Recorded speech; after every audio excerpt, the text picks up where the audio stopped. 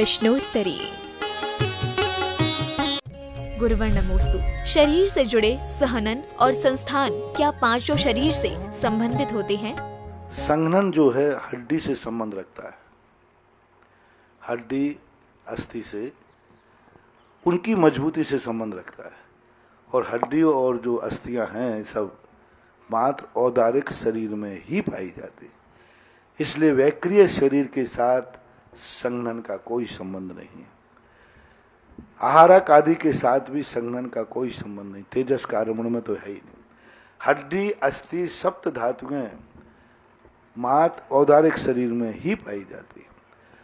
अब जो वहां संघनन की बात, शक्ति की बात आई, तो वहां वीर्यांतराय कर्म का जो क्षयोपशम होता है, उस क्षयोपशम के कारण से वो वहां के दुख आदि को सहन करते हैं। शरीर से कोई मतलब नहीं। शरीर तो जैसे अपने यहाँ शरीर को यदि काट जाए तो फ्रैक्चर हो जाता है, उनके तो टुकड़े टुकड़े हो जाए तो भी फ्रैक्चर होता ही नहीं, क्योंकि उसमें हड्डी मांस तो है ही नहीं। तिल तिल टुकड़े करने के बाद भी पारे के समान क्षण भर में वो जुड़ जाते हैं। इसलिए वहाँ शारीरिक संघनन होता नहीं, और संघननों का जो संबंध है मात्र औदारिक शरीर से ही है। नारकियों में, देवों में, इनमें संघनन की कोई व्यवस्था नहीं है। जो शक्ति है उनके अंदर वीर्यांतराय कर्म का क्षयोपशम, वह क्षयोपशम ही उनको सहन करने की क्षमता प्रदान करता है। महर्षि संस्थान तो होते, संस्थान तो देवों के भी होते, समछत्र संस्थान, नारकियों का निम्न प्रकार का संस्थान होता है, हुंडक आदि संस्थान तो है, संघनन नहीं है। नमोस्तु गुरुवर नमोस्तु। साहित्य क्षेत्र में अभी तक आपका उतना योगदान नहीं देखा गया जितना कि अन्य क्षेत्रों में, ऐसा क्यों? मैं अपना चिंतन इस संबंध में बताऊंगा तो शायद जो लिख रहे हैं कहीं उनका अपमान ना हो जाए, इसलिए ये अंतरंग विचारधारा है। बहुत कुछ सोचा। मुझे ये शिक्षा वहाँ से मिली, जो लिखते हैं उनके ऊपर मैं आक्षेप नहीं कर रहा हूँ, वो लिखें, उनके लिए मेरा बहुत बहुत साधुवाद, समर्थन है। लेकिन मैं अपने जीवन की बात, जब तुमने प्रश्न कर ही दिया, मैंने आज तक कभी इस बात को बोला नहीं। मैंने देखा कि तीर्थंकर दीक्षा लेते ही मौन क्यों रहे। वो बोलते तो कितना ज्ञान था, उनको अवधि ज्ञान था। दीक्षा लेते ही शुद्ध केवली थे। आज 12 साल तक महावीर मौन रहे, आदिनाथ 1000 वर्ष तक रहे, 12 साल तक प्रवचन में कितना कल्याण करते। लेकिन उन्होंने इसलिए नहीं बोला कि वो कहते हैं कि मैं कुछ जानते ही नहीं हूँ, मैंने कुछ जानते ही नहीं हूँ। जो मेरे पास है अभी शुद्ध ज्ञान, वो तो दूसरे का दिया हुआ है, वो तो पारसनाथ भगवान से आया। मैं तो कुछ जानते ही नहीं। 6 द्रव्यों में एक द्रव्य को भी नहीं जानता हूँ। अब मैं बोलूं कि द्रव्य 6 होते हैं तो कोई पूछा कहाँ से जाना, तो मुझे कहना पड़ेगा कि पारसनाथ ने कहा है, सर्वज्ञ भगवान ने कहा। आज अपन लोगों को कुछ भी लिखते हैं तो अपन क्या कहते हैं कि सर्वज्ञ भगवान ने ऐसा कहा है, जब मैं जानते ही नहीं हूं। अब दूसरे उनकी लेकर के बात को, अब तुमने तो कुछ जाना नहीं, सर्वज्ञ भगवान की वाणी है, और हम ग्रंथ लिखें और उस पर लिखें कि राइटर में, तो मेरा कुछ है ही नहीं, फिर मैं राइटर लिखने का क्या अधिकार है? भगवान इसलिए नहीं बोले मेरा कुछ है ही नहीं, मैं बोलूं कैसे? बोल नहीं सकता, क्योंकि मैं जो कुछ भी लिखूंगा मेरे आपको कुछ भी नहीं होगा। सब जिनवाणी है, और जिनेन्द्र भगवान की वाणी पर अपना राइटर डालना ठीक नहीं। इसलिए कुंद भगवान ने अपना कहीं नाम नहीं लिखा। क्यों नहीं लिखा? क्योंकि वो जानते कि मेरा कुछ है ही नहीं, सब पराया है। आज बताओ, मैंने पहले लिखे, ऐसी बात नहीं है, लेकिन मैंने लिखने के बाद उसको समाप्त कर दिया। लिखे थे, बहुत लिखे थे, प्रयास भी किया, लेकिन बस ऐसा लगने लगा कि सब मेरा क्या है, तो पूर्वाचार्यों का है, गणधर परमिष्ठी का, भगवान का है। अब लिख ना सकते हैं तो संकलन लिख सकते थे पूर्वाचार्यों का। तो मैंने कहा इससे अच्छा तो प्रवचन ही ठीक है। प्रवचन करता मैं हूं और नाम जिनवाणी का होता है क्योंकि जब मैं प्रवचन देता हूं मुझे बहुत खुशी है। ग्रंथ लिखूंगा तो तुम कहोगे ये सुधा सागर का ग्रंथ है, लेकिन प्रवचन देता हूं और अंत में आप बोलते हो जिनवाणी के ज्ञान से सूझे लोकालोक। शुभवाणी में तो कोई नहीं बोलता सुधा सागर के ज्ञान से, क्योंकि वस्तु तो मेरा है ही नहीं, मुझे तो कुछ आता जाता नहीं, ज्ञान नहीं है। कुछ ऐसे चिंतन हैं जिनको चिंतनों को अपने व्यक्तिगत ही रखना चाहिए, क्योंकि जो लिखते हैं, लिख रहे हैं, जिनवाणी की सेवा कर रहे हैं, कहीं उनका अनादर ना हो, वो प्रयास कर रहे हैं। कोई कार्य को मैं नहीं करता हूं तो मैं कदापि नहीं कहता हूं कि दूसरा कर रहा है तो गलत कर रहा है। मेरा नेचर थोड़ा अलग है। मैं नहीं कर रहा हूं ये मेरी बात है, लेकिन दूसरा कर रहा है वो गलत है नहीं, वो अपनी दृष्टि से सही है। यदि ऐसा नहीं होगा तो फिर आगे का प्रभाव कैसे बनेगा। लेकिन जब व्यक्तिगत थिंकिंग की बात आई है, मैं लेखक नहीं बनना चाहता हूं, मैं लेखक नहीं बनना चाहता हूं, मैं प्रवचन ही देने वाला बनना चाहता हूं, क्योंकि सर्वज्ञ भगवान लिखते नहीं हैं, बोलते हैं। मैं सर्वज्ञ बनना चाहता हूं, लेखक नहीं। कोई भगवान ने लेखनी नहीं लिखी, लेकिन उपदेश तो दिया है। बस मैं यही चाहता हूं मुझे कुछ लिखना नहीं पड़े, यही उपदेश मेरे दिव्य ध्वनि के रूप में परिणत हो जाए, यही मेरी भावना। गुरुवर नमोस्तु। विनय भावना में उत्कृष्ट, मध्यम और जघन्य में क्या समन्वय है, और इसमें विवेक के साथ कैसे समन्वय करें कि अध्यात्म के मार्ग पर आगे बढ़ सके। विनय का अर्थ तो मात्र इतना ही है कि जो हमसे अधिक गुणवान हैं उन गुणों को अपने जीवन में कैसे उतारूं, ये भाव आना ही विनय है। विनय का अर्थ मात्र एक औपचार विनय होती है। ज्ञान विनय कोई एक ही नहीं है। दर्शन विनय, ज्ञान विनय, चारित्र विनय, तप विनय, बहुत सारे उपचार विनय सब होते हैं। विनय की संख्या तो भेद कर दो, पर जिसकी हम विनय कर रहे हैं, पहली विनय सबसे है कि जो इसके पास है उसको मैं कैसे प्राप्त करूं। भगवान की विनय पूजा ही नहीं है, ये तो उपचार विनय है। अभिषेक नहीं है तो उपचार विनय है। भगवान के दर्शन करते हुए ऐसा भाव आना कि मैं भगवान कब बनूं, ये भगवान की विनय है।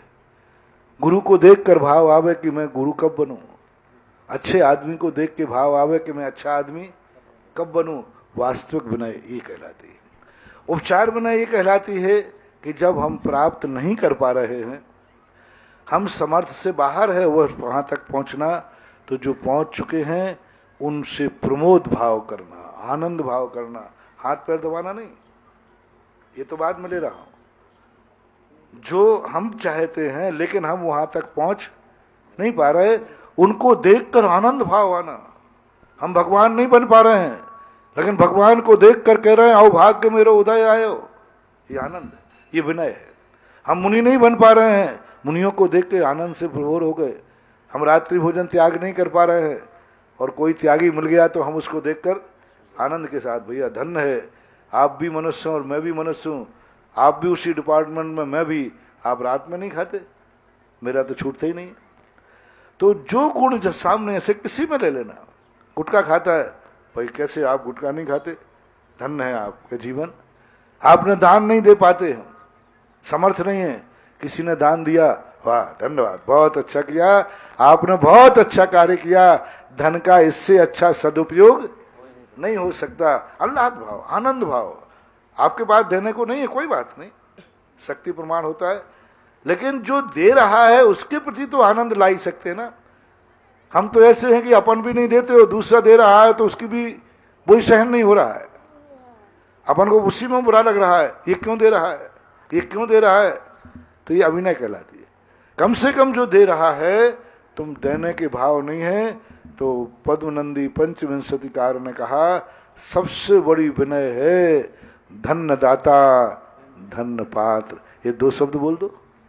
आप बोली में बैठे हो, कोई सौधर्म की बोली लग रही है, कोई भी बोली लग रही, आप इतने ही बोल दो धन्य दाता। धन्य है जिसने अपने आज सदुपयोग कर लिया, जिसको आज शांति धारा का मौका मिल गया।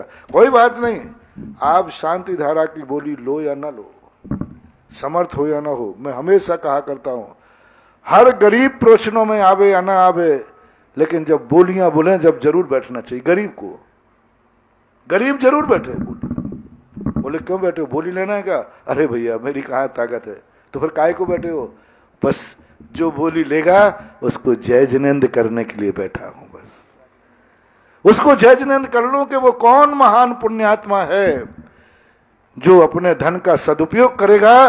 बस उसको जय जिनेंद्र करने के लिए बैठो।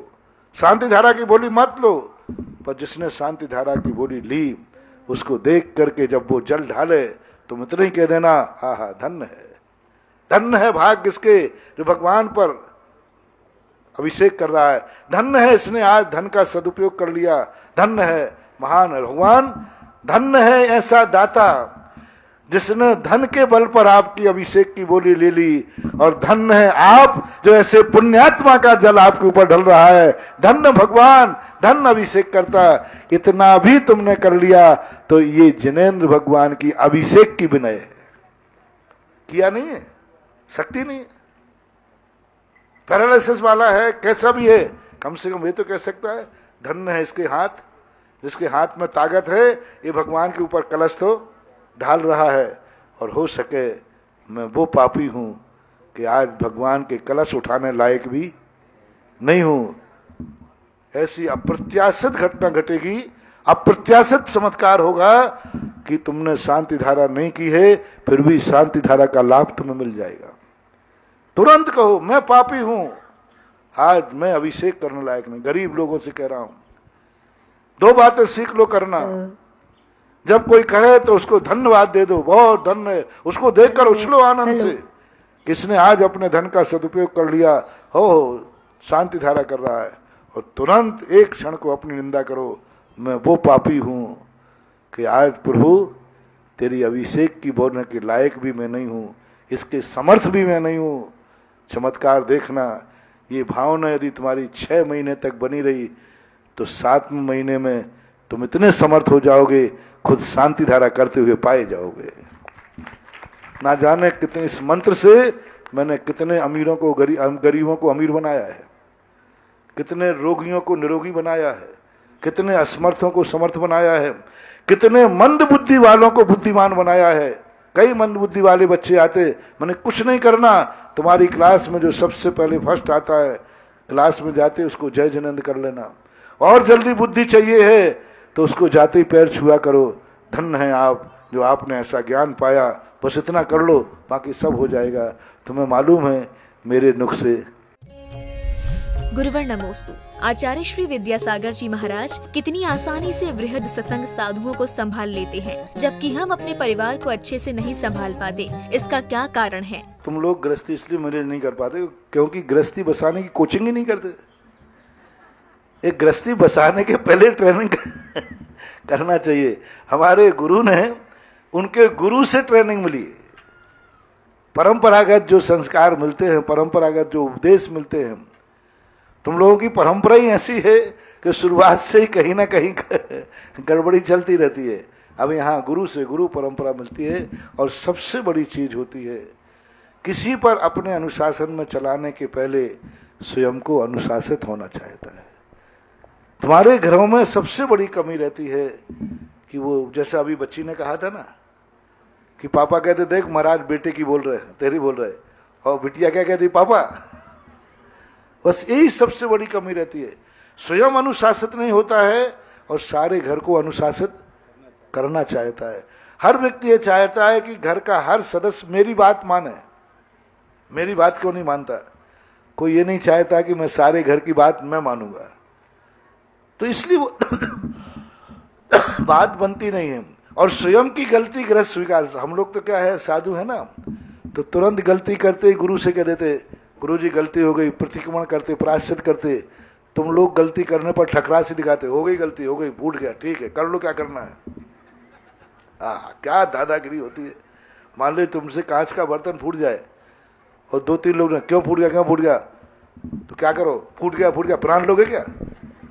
बोलो ना क्या क्या होता है सब। अंत में तुम्हें चिड़चिड़ापन आ जाएगा। और जब साधु से गलती हो जाती है तो गुरु के पास जाते, क्यों हुई गलती जी, कभी शिष्य ये नहीं कह सकता गुरुदेव हो गई गलती, गलती हो गई, क्यों हुई, तो लो प्राण ले लो मेरे। ऐसा शिष्य कभी बोला नहीं बोला, तुरंत कहता है गुरुजी गलती हो, क्यों हुई, नीचे गलती हो गई, प्रतिक्रमण करता है, प्रायश्चित करता है। इसलिए संग चल जाते हैं। गलती को एक्सेप्ट करने को गृहस्थ में कोई तैयार नहीं। पापा अपनी गलती तैयार नहीं करता, बेटा अपनी गलती स्वीकार नहीं करता, वो कहता आपकी गलती है मेरी गलती नहीं। तो ये सारी चीजें कुछ ऐसी होती हैं असंयम भाव के कारण से, असंयम की मेजॉरिटी होने के कारण से कोई व्यक्ति अपने आप की निरीक्षण नहीं करना चाहता, अपनी गलती नहीं देखना चाहता है, इसलिए मैनेजमेंट सही नहीं हो पाता है। श्रीमान रमेश जी, इसके लिए मैं 1 मिनट उदाहरण जब दिया है तो एक बहुत जल्दी मैनेज कर दूंगा रमेश जी, कि एक नई बहू थी, बेटा और पिता दोनों बहुत तेज थे, बहुत तेज थे। एक बरनी लाई गई, बरनी होती ना कांच की कैसे भी, वो बरनी बहू ने उठाई ऊपर से, वो हाथ से फूट गई। बरनी की आवाज पहुंची, बेटा और पापा बाहर बैठे हुए थे, दादा दोनों, उन्होंने सुने, देखो वो कल बरनी लाए थे, फोड़ दी। किसने फोड़ी है, सब जान रहे थे बहू ने फोड़ी होगी। और क्रोध में आपे से बाहर आया, किसने फोड़ी, मैं उसका सर फोड़ दूंगा। ससुर भी गाली देते आया और पति तो अब गुंडे का बाप का बेटा गुंडे ही तो होगा, वो भी आया, किसने फोड़ी, हाथ पैर टूटे हैं क्या, आज ही बर्तन लाया। उसके घर में सासू बहुत समझदार थे, उसने कहा आज बहू की खैरियत नहीं है, आज बहू की, क्योंकि आज ही बर्तन आया धनतेरस कोई मालूम, आज ही तो बर्तन लाया, आज ससुर भी गाली देगा और छोकरा तो हाथ उठा देगा, कभी पत्नी है उसकी हाथ उठा देगा। उसका तुरंत दिमाग चले, आज बहू को बचाना है, कोई चला करते तो फोड़ी नहीं, गिर गई। तुरंत वो कमरे में, दूसरे कमरे में थी, दौड़ के आई, किसने फोड़ी बर्तन, तो सासू सामने खड़े हो गई, मैंने मेरे हाथ से गिरी है। जैसे उसका नाम आते ही श्रीमान जी, तुरंत उसने कहा मैंने फोड़ी, किस पे चिल्ला रहे हो, मेरे हाथ से फूटी, मैंने उठा रही थी, फूट गई हाथ से, किस पे चिल्ला रहे हो। तो श्रीमान जी तो चले गए। छोकरा देखा, क्यों रे छोकरा, क्या बात है, मैंने फोड़ी, मेरे हाथ से फूटी। अब मम्मी से क्या बोले, हम मम्मी से क्या बोले। दोनों चुपचाप चले गए, कुछ नहीं, चीपुट नहीं। बहू देख के दंग रह गई, बोले माँ ये क्या बात है, बरनी मैंने फोड़ी और तूने अपने माथे ले ली। बोले बिटिया बहू तेरे माथे लेती तेरा सिर फूटता, देखो मेरे माथे लेते ही 2 मिनट में शांति हो गई ना। बहू ने पैर पड़ लिए, मां तुम मां नहीं हो जगदम्बा हो, मां नहीं, इतने में मां पे, मां तुम मां हो कि जगत माता हो। बरनी मेरे से फूटी, तुम्हें तो उन दोनों के साथ शामिल होना होता। यदि तुम सासू होती तो क्या करती, सब लोग बोलो, किसके साथ हो जाती, जल्दी बोल दो ना, टाइम हो रहा है।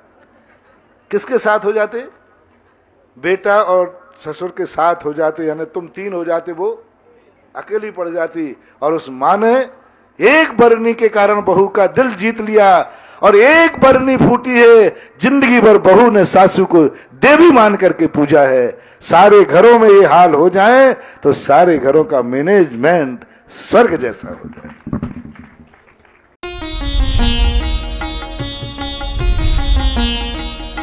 सुधा प्रश्नोत्तरी।